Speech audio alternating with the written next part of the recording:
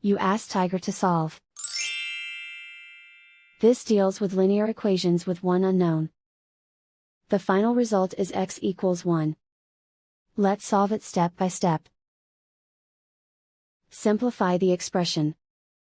Expand the parentheses. Multiply the coefficients. Simplify the arithmetic. Group like terms. Combine like terms. Group all constants on the right side of the equation. Subtract 3 from both sides. Simplify the arithmetic.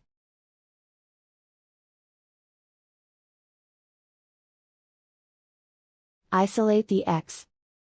Divide both sides by -6. Cancel out the negatives. Simplify the fraction. Cancel out the negatives.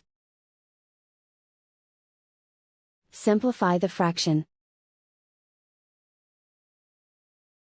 And so the final result is x equals 1.